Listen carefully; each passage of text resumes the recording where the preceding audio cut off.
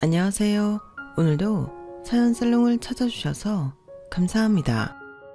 저는 목동에 사는 40대 초반의 여성이에요. 저의 요즘 낙이 바로 사연 살롱을 듣는 건데요. 일하고 쉴 때나 운전하며 들으면 이게 꽤 꿀맛이더라고요. 저는 3살 아들을 키우면서 일하는 싱글맘이에요. 남편과는 몇 달 전 이혼을 했고요. 남편은 음악 연습실 대여를 하면서 기타 레슨을 했는데 솔직히 저희 연애할 때도 그렇게 음악실이 잘 되지는 않았지만 갈수록 점점 더 안 됐어요.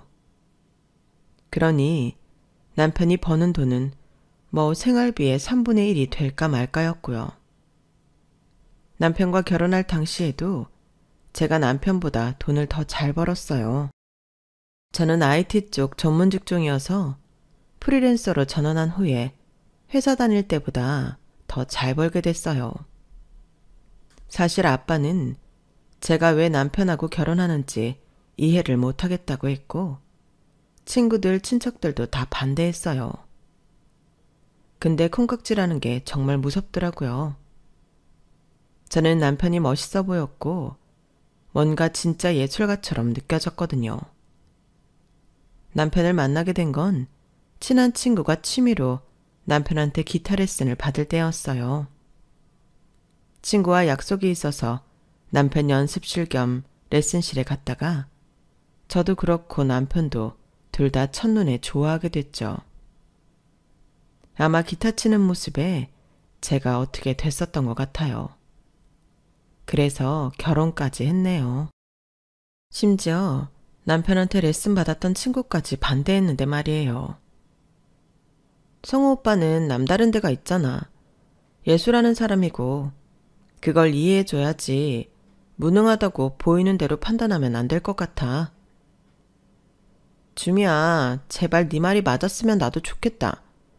그런데 예술한다고 해서 다 김성호처럼 그렇게 살지 않아. 나름 다 돈 잘 벌고 살아. 친구가 그렇게까지 말했지만 제 귀에는 들리지 않았어요. 남편과 저는 그저 서로가 좋아 보여 어쩔 줄 몰랐네요. 오빠, 다른 사람들 하는 말 신경 쓰지 마. 오빠는 기타 치고 있을 때가 제일 멋있어. 다들 줌이 너 같으면 얼마나 좋을까? 아니, 세상 사람의 10분의 1. 그것도 아니지. 100분의 1만 나를 이해해줘도 좋겠어. 이제 내가 있잖아. 다른 사람 이해가 뭐 필요해? 우리가 서로 이해하고 잘 살면 되지. 그래, 맞네 네 말이. 맞아. 내가 주미 너 걱정 안 하게 내 몸 관리는 정말 잘하고 살 자신 있어. 참, 내가 너 들려주려고 연습한 곡 있거든? 이게 운지가 꽤 어렵고 빠른 곡이라서 기술이 필요하거든. 그렇게 저만을 위해 연주회를 하는 남편이 로맨틱하고 좋았어요. 저는 판교에 있는 회사를 다녔는데 제 분야에서 꽤 인정을 받고 있었어요. 연봉도 꽤 높았고 직책도 급이 있었고요. 저는 정규직이니 회사에서 나오는 인센티브에 여러 혜택도 있었기 때문에 남편이 좀 못 번다고 해도 크게 신경 쓸 문제가 아니라고 생각했어요. 저는 둘 다 꼭 돈을 많이 벌어야 된다는 주의도 아니었고 제가 잘 벌면 제가 먹여 살려도 된다는 게 평소 입장이었으니까요. 그러다가 아들이 태어나고부터 많은 게 변했어요. 아시다시피 육아라는 게 쉬운 일이 아니잖아요. 저는 엄마가 대학생 때 돌아가셔서 친정에는 아빠밖에 없었기 때문에 육아를 도와달라고 하기에는 어려운 점이 있었어요. 물론 남동생이 있기는 했지만 해외에서 공부 중이었고요. 한국에 있다고 해도 남동생더러 육아를 함께 해달라고 하기는 좀 무리가 있었죠. 눈에 넣어도 안 아프다는 어른들 말이 정말 맞는 게 아이 때문에 너무 힘들고 못 살겠다 싶어도 아들 얼굴만 보면 모든 게 다 잊혀지더라고요. 남편이 워낙 살림도 잘 못하고 서툰 게 많아서 아이를 안심하고 맡길 수도 없었어요. 그래도 저는 상냥한 남편의 좋은 점들만 생각하며 버틸 수 있는 데까지 버텨보자 하며 기를 쓰고 일을 하고 육아를 했네요. 남편은 그런 저를 걱정했어요. 주미야, 너 너무 힘든 것 같아. 도우미를 일주일 내내 쓰면 어때? 이러다가 몸 다 상할까봐 걱정이다. 어쩔 수 없지 뭐. 나도 무리하는 건 알고 있는데 지금은 새 프로그램 개발이 있어서 할 수 있는 만큼은 해야 돼. 오빠가 집안일 서툴고 어려워하는 거 아는데 우리 준서 신경 좀 써줘. 오빠가 잘 놀아주는 건 알지만 그래도 잘 좀 부탁해. 그건 걱정하지 마. 내가 준서한테 다른 건 못 해줘도 놀아주는 건 잘할 수 있어. 준서 보고 있으면 레슨 시간도 까먹는다니까? 고마워. 준서 걸어다니면서 활동 반경도 넓어지는데 오빠가 잘 봐줘서 다행이야. 생각해보면 아빠가 자기 자식 돌보는 게 당연한 건데 저는 왜 그렇게 고마워한 건지 모르겠어요. 하도 할 줄 아는 게 없으니까 그것만도 감지덕지 했던 것 같네요. 남편은 아이랑 있으면 기타 레슨 시간도 있는다고 말을 했지만 사실 그 무렵 남편한테 레슨 받는 사람은 정말 한 손에 꼽을 정도로 적었어요. 그럼에도 저는 그런 남편이라도 있는 걸 든든하게 생각했고 제 버팀목이라고 여겼죠.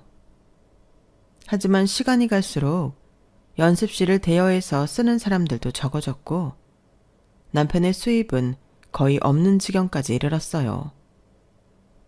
코로나 때문이라고는 해도 정말 개미 눈물만큼도 나아질 기미가 보이지 않는데 남편은 태평하더라고요. 오히려 제가 연습실 월세에 유지 관리비 걱정을 하고 있었고요.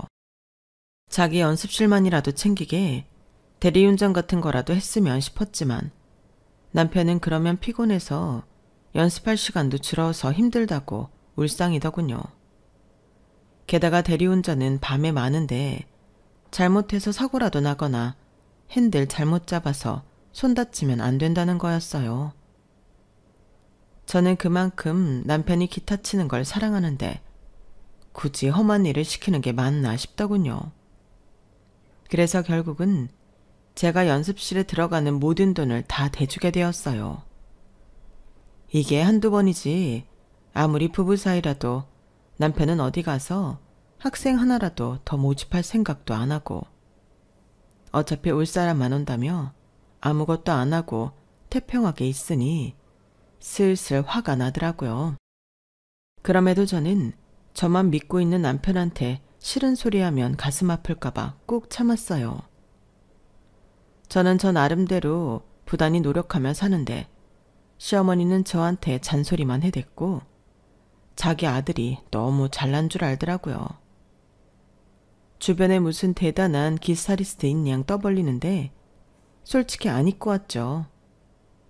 그리고 집안일에도 간섭이 너무 심했고요. 얘, 우리 성호 요새 왜 저리 말랐냐?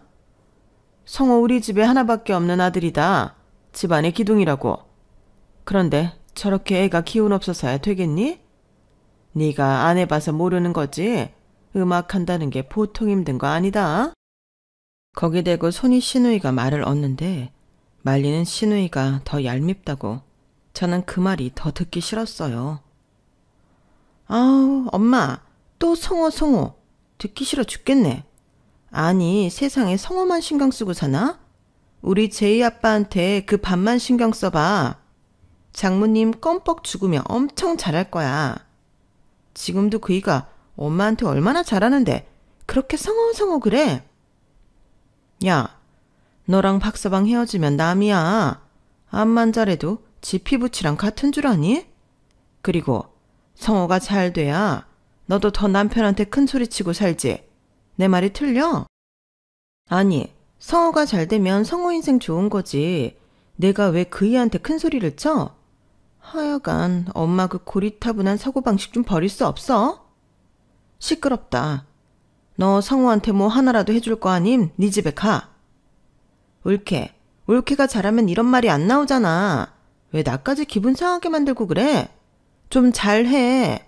성호 잘 걷어 먹이라고. 밖에 나가서 일한다고 집안일 신경 하나도 안 쓰나 보네? 이러니 제 입장에서 신호가 좋을 리 없잖아요.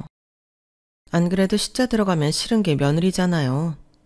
시어머니는 거기에 또 보태느라 연습실까지 나오셔서 빗자루를 들고 설쳤어요. 그것도 제가 쉬는 날만 골라서요. 그러니 제가 어떻게 가만히 있겠어요. 나가서 청소하시는 분이 치운 곳을 또 치워야 했어요. 치우는 신용이라도 해야 잔소리를 안 들으니까요. 그 잔소리도 정말 말이 안 됐어요. 무슨 손이 닿지도 않는 천장 구석 같은데 걸레질을 하라고 하질 않나. 갑자기 여름에 쓰지도 않는 전기 히터를 끌고 나와서 그걸 청소하라고 하질 않나. 정도가 심해도 너무 심했어요. 나중에는 저도 참다가 터져서 못하는 건 못한다고 했어요. 어머니, 지금 여름이고 전기 히터 쓸 일도 없잖아요. 요새는 이런 거 분해해서 청소 안 해도 돼요. 괜히 건드려서 고장나면 AS 직원 부르는 비용만 나가니까 제가 알아서 할게요. 안 보이는 데를 더 청결하게 해둬야 되는 거 모르니? 네가 이러니까 성호 일이 잘 안 풀리는 거야. 내 조가 별건 줄 알아? 남편이 있는 곳은 누가 말 안 해도 네가 알아서 깨끗하게 관리하고 남편 먹는 거 신경 쓰고 사람들도 많이 올 수 있게 네 돈이라도 들여서 더 꾸미고 해야 되는 거 아니겠어? 안 그래도 지금 여기 유지비 제가 다 내고 있는데 그런 말씀하시면 저도 섭섭해요. 제가 애쓰는 것도 생각해 주셔야죠. 이렇게 말도 안 되는 일 시키시는 거 저 좀 속상하거든요.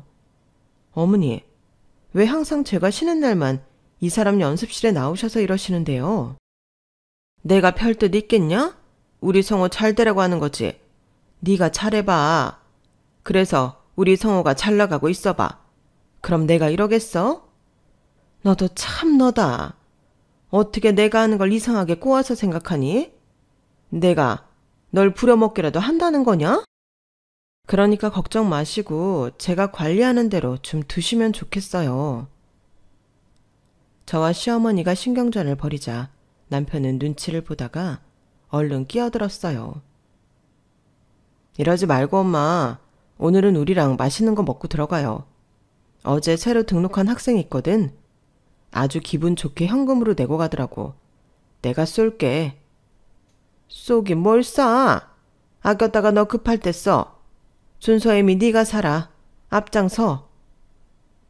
남편은 제 눈치를 보며 미안해서 어쩔 줄 몰랐고 저는 어쩔 수 없이 제 돈으로 시어머니와 함께 불편한 식사자리를 해야 했어요.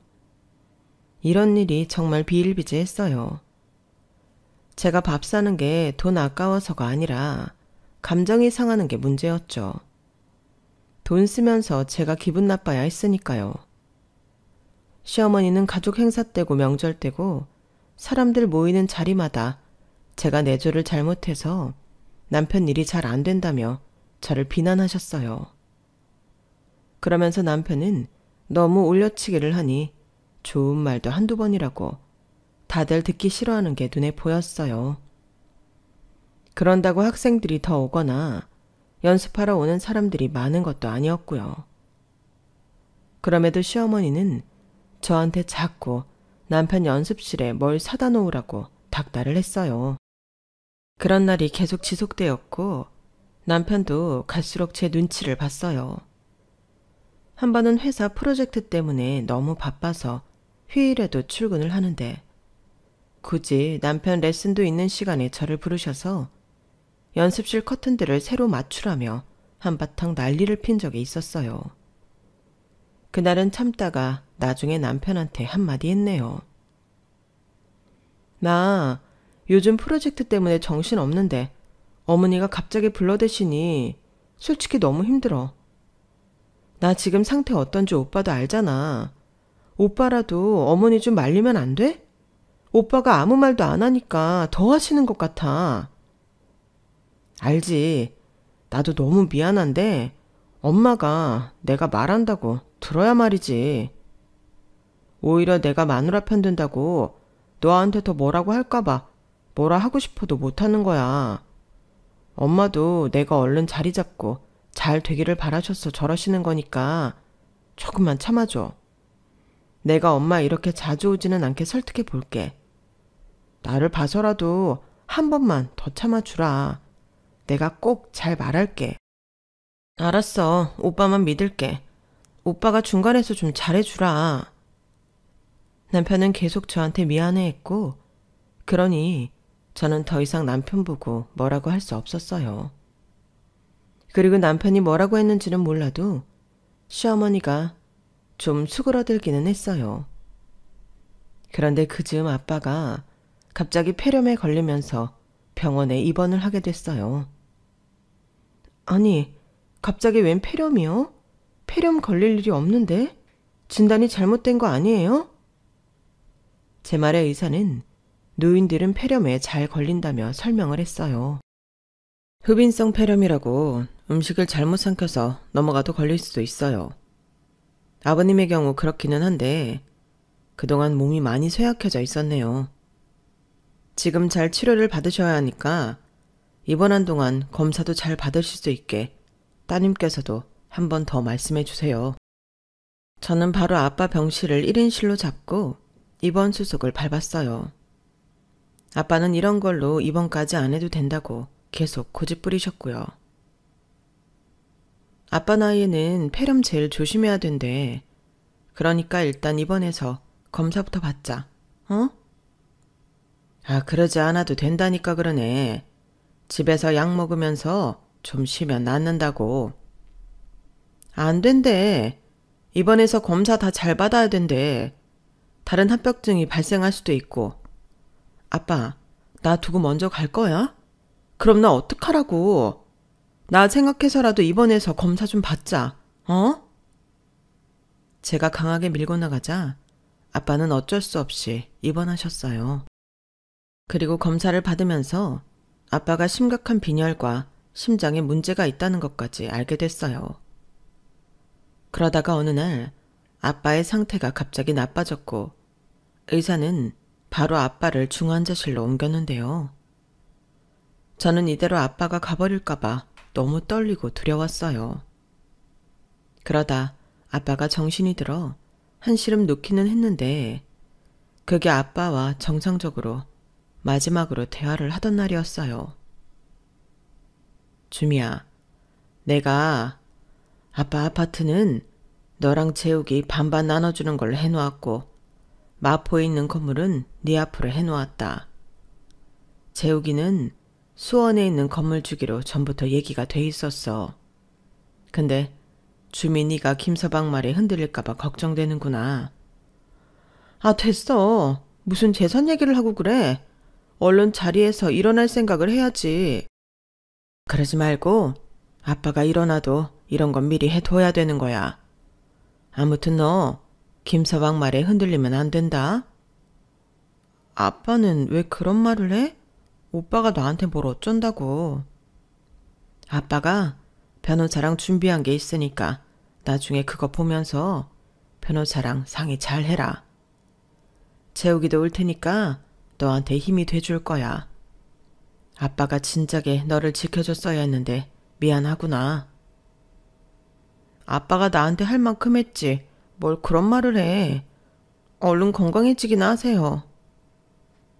그날의 대화를 끝으로 아빠의 상태는 더더욱 나빠졌고 이틀 후 갑자기 고열이 나더니 그날 밤은 못 넘기시고 저 세상으로 떠나셨어요. 저는 동생한테 연락을 하면서도 계속 울기만 했고 남편은 제가 너무 우니까 어쩔 줄 몰라 했어요. 장인어른 이렇게 가버리실 줄 미처 생각 못하긴 했는데 그래도 주미 너 몸 생각 좀 해. 이렇게 울기만 하다가 무슨 일 나겠다. 주미 너는 장인어른한테 최선을 다했잖아. 우리 준서 대학 갈 때까지 사셔야 된다고 그렇게 말했는데 내가 나 살기 바쁘다고 아빠한테 너무 소홀했던 것 같아. 아빠 도우미 아줌마도 일주일에 이틀만 부르시고 혼자 밥 챙겨 드시다가 이렇게 되신 것 같아. 너무 마음이 아파. 그렇게 죄책감 느끼면 장인어른이 마음 편히 저 세상 가시겠어? 너무 그러지 마. 일단 장례 잘 치르자. 돌아가신 분 잘 가실 수 있게 해드려야지. 알았어. 재우기도 없는데 오빠가 그래도 의지가 된다. 우리가 남이야? 가족이잖아. 근데 주미야, 아버님이 네 앞으로 건물 해놓으셨잖아. 그거 있으니까 아파트 정리하고 처남하고 반씩 나누는 거는 우리 엄마들이면 어때? 엄마가 그동안 나 때문에 마음고생 많이 하셨잖아. 아파트? 그거 재우게 하고 나누라고는 하셨는데 우리 팔지 안 팔지 몰라. 팔릴지도 모르겠고. 근데 그 돈을 왜 어머니들이라는 거야? 팔게 되면 우리도 현금 필요해서 갖고 있어야 되잖아. 아, 물론 그렇긴 한데 어차피 건물에서 새 나오게 되면 현금 많이 생기니까 아파트 판 돈은 엄마 드려도 되겠다 싶어서. 엄마가 돈 보태서 지금 사는 집 옮기고 싶으시대. 마침 잘 됐잖아. 오빠, 말하는 게 좀 이상하다. 마침 잘 됐다니. 우리 아빠 돌아가셔서 잘 됐다는 거야? 에이, 그럴 리가 있어? 아니야, 오해는 하지 마. 그런 거 아니고 그냥 한번 너한테 의견을 물어보는 거야. 엄마가 그렇게 효도받고 나면 너한테 잔소리도 덜하고 시집살이도 안 시킬 것 같아서. 나도 엄마한테 좋은 일 좀 해보고 그러면 좋잖아. 두루두루 다 좋자고 하는 말이었어. 혹시라도 네가 딴 데 쓸 생각이 있었다면 엄마 드리는 쪽으로 했으면 좋겠다는 거지. 어차피 우리는 건물에서 나오는 것만으로도 충분하지 않겠어? 그게 다 얼마야? 그렇구나. 오빠 말 뜻은 이해했어.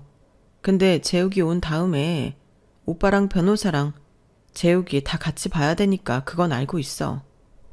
일단 아빠 잘 보내드리자고. 어? 처남하고 다 같이 변호사를 만난다고? 아, 그래? 너도 다 생각하는 게 있었구나. 그래, 일단 장인어른 잘 보내드리자. 남편은 제가 말한 솥뜻은 알지도 못한 채 아주 얼굴빛이 환해져서 조몽객한테 적극적으로 인사를 하더군요. 이전하고는 딴 사람이 되어서요. 그리고 장례 치르고 난 후에도 저한테 보약까지 지어주면서 잘 먹고 집에서 좀 쉬라는 거였어요. 제가 건강해야 된다나요? 갑자기 철든 것처럼 행동을 하더라고요. 그러면서도 계속 저한테 동생하고 아파트 팔기로 한 건 어떻게 됐는지 떠보더라고요. 재욱이도 어차피 몇 년 더 미국에서 공부해야 되니까 그냥 파는 것도 나쁘지 않겠다고 하더라고. 그래서 팔기로 했어. 그래, 잘 생각했어. 갖고 있어봤자 골치만 아프지 뭐. 안 그래? 미준어는 좀 잘 챙겨 먹고 건강할 생각만 해.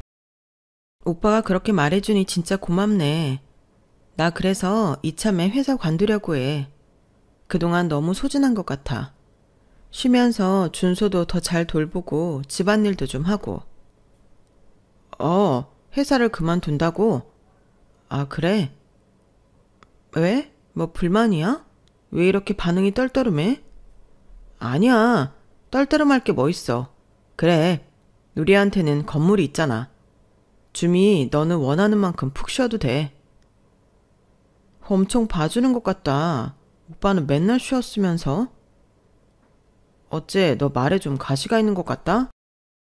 그렇게 들었어? 나는 별 뜻 없이 한 말인데.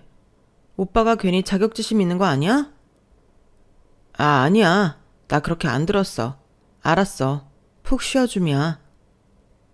저는 아빠 돌아가시기 전부터 남편한테 꿍꿍이가 있다는 걸 눈치채고 있었어요.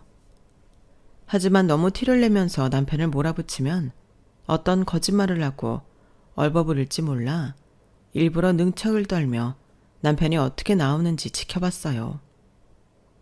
그렇게 시간이 흐르고 남편이 고대하고 고대하던 동생과 변호사를 만나는 날이 되었어요. 기대에 가득 찬 표정이었던 남편이 변호사가 하는 말에 완전 표정이 썩는데 진짜 볼만하더라고요. 김성호 씨, 저는 고 이정섭님이 선임한 박성호 변호사입니다.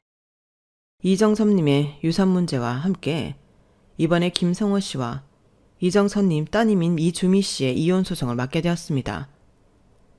네? 아니, 앞에 말은 알겠는데 뒤에 이혼이라뇨. 그게 무슨 말이죠? 그러자 동생이 나서서 자료들을 한 뭉치 내놓았어요. 거기는 남편이 웬 남자들하고 재개발 지역을 다니는 사진들이었어요. 그리고 계좌 거래 내역도 있었고요. 매영, 아니 김성호 당신이 몰래 신혼집 담보 잡혀서 그 돈으로 재개발 지역 투기했다가 망했잖아. 그래놓고 사채 얻어다 쓰고 그 돈 감당 안 되니까 누나 도장하고 신분증 몰래 빼돌려서 또 빚지고, 그거 우리 누나한테 다 덤탱이 씌우려고 한 거 아빠가 몰래 조사해서 자료 다 모아놨거든. 나도 그 얘기 듣고 얼마나 열불나는 줄 알아? 그러니 아빠는 어떠셨을까? 아빠가 그렇게 갑자기 아파서 돌아가신 거 당신 때문에 스트레스 받아서 그랬을 거야, 이 나쁜 자식아. 아니, 그게 아니에요. 아니야, 처남. 뭔가 잘못한 거야. 오해야, 오해.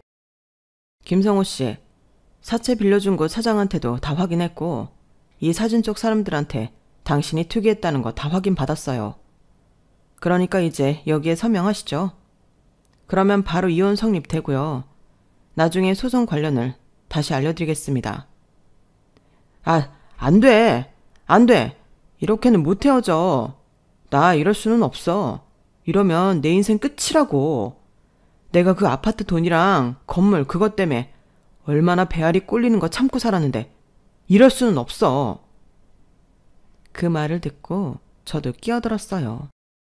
맞아, 오빠 그랬더라. 아빠가 조사 의뢰한 흥신소가 일을 되게 잘해서 말이야. 오빠가 어머니랑 말하는 것도 다 녹음했더라고. 저는 그러면서 녹음을 들려줬어요. 그래서 사돈만 죽으면 그 돈 다 우리 거 된다는 거지? 이제 그때가 온 거지? 맞아, 엄마. 그러니까 주민 좀 그만 갈고. 저러다가 나랑 별거한다는 말 나올까 봐 겁나 죽겠어. 아우, 돈도 버는 애가 너무 짜게 놀고 나한테 명품 뭐 하나 제대로 사줘본 적 없잖니? 너무 얄미워서 그랬지 뭐. 그래도 조금만 참자고. 장인어른 병원에서 오늘 내일 한다니까 내가 먼저 건물부터 부동산에 내놔 볼게. 그걸 들은 남편은 얼굴이 창백해지더니 결국 그 자리에서 무릎을 꿇고 싹싹 빌었어요. 미안해 주미야. 내가 잠깐 어떻게 됐었나 봐. 하도 돈도 못 벌고 그게 짜증나고 답답해서 그것 때문에 일을 저지른 것 같아. 잘못했어. 이렇게 빌게. 어? 한 번만 용서해 주라. 하지만 남편의 검은 속내를 알게 된 저는 이미 오만정이 다 떨어졌고 남편의 얼굴을 쳐다보는 것도 싫었어요. 용서 같은 소리 하네. 웃기지 말고 당장 좀 꺼질래? 네 낯짝 쳐다도 보기 싫으니까. 그러지 마 주미야. 너답지 않게. 너야말로 이제 와서 이러지 말고 네 잘난 엄마랑 평생 어디 가서 또 다른 여자 등쳐먹을 생각하면서 살아봐. 물론 끝은 안 좋을 거다. 저희가 자리를 뜨려는데 남편은 제 옷자락을 잡았고 그걸 본 남동생이 열받아 한 대 치려는 순간 옆에서 변호사가 말렸어요. 참으세요. 참는 게 이기는 겁니다. 이런 사람들 이런 것도 문제 삼아서 돈 뜯어내려고 할 겁니다. 소송에서도 자기네 유리하게 써먹을 거고요. 그러니까 더 큰 일을 위해 참으세요. 그 말을 듣자 남편은 얼굴이 완전히 일그러져서 그 자리에서 머리를 쥐어뜯으며 비명을 질러댔어요. 내 건물, 내 돈, 아! 억울해. 언제부터 그게 자기 건물이고 자기 돈이었다고 저렇게 말을 하나요? 저는 그런 남편을 보며 어이가 없었고 한편으로는 저런 본 모습을 전혀 몰랐던 제 자신의 바보 같음을 탓했어요. 그 후로 남편은 시어머니와 함께 찾아와 자기들이 잘못했다며 손이 발이 되도록 빌었지만 저는 받아주지 않았어요. 억지로 집에 들여오려고 했을 땐 동생이 경찰을 불러 쫓아내기까지 했고요. 저는 일단 집에서 저와 아들 짐을 다 빼서 아빠가 살던 아파트로 옮겼어요. 그리고 나서 다른 트럭을 불러 남편 짐을 모조리 빼서 쓰레기장에 내다 버렸죠. 집도 원래 거의 제 돈으로 산 거나 다름없었던 걸 공동명의로 해줬더니 저 몰래 대출받고 거의 깡통을 만들어놨잖아요. 남편이 제가 자기 짐을 버렸다며 따지길래 한마디 했네요. 네가 나한테 그런 걸로 뭐라고 할 자격이나 있어? 능력이 없으면 사람 됨됨이라도 됐어야지. 정말 한심하기 짝이 없는 인간이라는 걸 그동안 몰랐다는 게 가슴 터지도록 원통하다. 다시는 보지 말자. 내 눈앞에 나타나면 그날 진짜 너는 끝인 줄 알아. 미안해 줌이야. 근데 나 진짜 어디 갈 데가 없어서 그러는데, 아니 장인 어른이 주신 아파트 안 팔렸으면 내가 잠깐 들어가서 살면 안 될까? 내가 정말 갈 데가 없어서 그래. 엄마 집에 내 방이 없잖아. 지금 누나 와 있다고 엄마가 나 오지 말래. 하, 그렇게 아들 하시더니 그런 엄마한테도 버림받았네. 그리고 우리 아빠가 준 아파트? 거기를 네가 뭔데 들어가? 네가 다른 꿈꾸기 있는 거 모를 줄 알아? 그런 식으로 은근슬쩍 거기 눌러붙어서 이혼도 안 해볼 심산인 거잖아. 너 나한테 다 들켰어. 잔머리 굴리지 마. 그러게 인생을 잘 살았어야지. 그리고 마지막으로 이렇게 덧붙였어요. 이 집 곧 팔릴 거야. 원래도 거의 내 돈 들여 산 거잖아. 근데 네가 장난까지 쳤잖아? 그러니까 이 집에 대한 네 지분은 하나도 없는 거야. 알겠어? 주미야, 내가 진짜 잘못했어. 내가 바보였어. 나 한 번만 살려주라. 어? 남편은 자기가 정신 차렸다며 싹싹 빌었지만 저는 끄덕도 하지 않았어요. 시어머니도 저한테 몇 차례나 전화를 해서 제발 다시 생각해달라고 울며 불며 난리를 쳤지만 시어머니라는 인간도 소름이 끼쳤죠. 이보세요 할머니. 그렇게 아들 하더니 이제 아들도 내치셨던데요. 그러면서 저희 집 돈은 갖고 싶은가 봐요. 대개 아들하고는 이제 우리 집 아무 상관없으니까 꿈 깨세요. 당신이 나한테 어떻게 했는데 나한테 한 번이나 고마워했어? 우리 준서 한 번이나 돌봐줬어? 아무것도 한 것 없으면서 어떻게 끝까지 나한테 뜯어내려고만 하지? 철면피 같으니라고. 야, 그래도 내가 준서 할민데 너 그렇게까지 할 건 뭐냐? 사람이 살면서 이런 일도 있고 저런 일도 있지. 너도 살다 보면 알게 될 거다. 그러니 그만 화 풀어라. 어? 그렇게 화 오래 갖고 있는 거 너한테 안 좋은 거야. 이제 그만하고 성호랑 다시 화해해. 아니면 나라도 너희 그 아파트에라도 들어가게 해다오. 저는 시어머니를 정말 용서할 수 없었어요. 여러분이라면 용서가 됐을까요? 저는 지금도 시어머니 생각하면 울분이 차올라요. 남편도 물론이고요. 그렇게 저희는 이혼하고 완전히 갈라서기로 했고요. 우리 아들하고 그런 집하고 엮이는 건 아이 장래는 물론이고 정서상으로도 문제가 있을 것 같아 아예 만나지 않기로 결정했어요. 그렇게 저와 남편의 이혼 소송은 제가 승소를 했고 양육권도 제가 갖게 되었죠. 그 뒤로 저는 아들과 함께 아빠가 남겨주신 아파트에서 살기로 했어요. 남동생도 그러라고 했고요. 그리고 아빠가 저희 둘에게 공동으로 남겨주신 아파트는 전세를 줬네요. 저처럼 이혼하고 혼자 아이 둘을 키우는 엄마인데 그분 사연도 참 만만치 않아서 동병상련의 마음이 생겼다고 할까요? 제가 시세보다 조금 더 싸게 해서 기본 계약 연수도 더 길게 해서 계약했어요. 동생도 찬성했고요. 세입자분이 우리한테 고맙다고 선물까지 보내고 그러는데 좋은 일을 한다는 게 이런 기분인가 싶어 뿌듯하더라고요. 선물 때문이 아니라 저희가 정말 힘든 사람 편의를 봐줬다는 게 기분 좋았어요. 저와 아들은 동생의 권유로 미국에서 한동안 살아보려고 해요. 거기서 아들 학교도 다니며 영어는 저절로 잘하지 않겠어요? 동생이 거기서 공부하며 결혼해서 살고 있어서 그런지 마음이 좀 놓이는 것도 있고요. 요즘은 어디를 가나 한국인이 많잖아요. 동생이 있는 미국 동부는 말할 것도 없이 한국인도 많고 한 번쯤 살아볼 만한 곳인 것 같아 그렇게 하기로 했어요. 저는 이혼 소송을 하면서부터 한동안 프리랜서로 일을 했는데 미국에 가서 제가 일하는 쪽으로 공부를 더 할까 싶은 마음도 있네요. 어떻게 될지는 저도 모르지만요. 이것도 아빠가 저희한테 유산을 넉넉히 남겨주셔서 가능한 일이라 매일 아빠한테 감사하는 마음으로 살고 있어요. 돌아가시는 그때까지 저를 위해서 너무 많은 걸 해주셨잖아요. 아빠가 아니었으면 저는 그 속 시커먼 모자한테 휘둘려서 재산 다 빼앗겼을지도 몰라요. 자기가 돈 함부로 다 털어먹고 저희 아빠 재산을 노렸다니 정말 끔찍한 인간 아닌가요?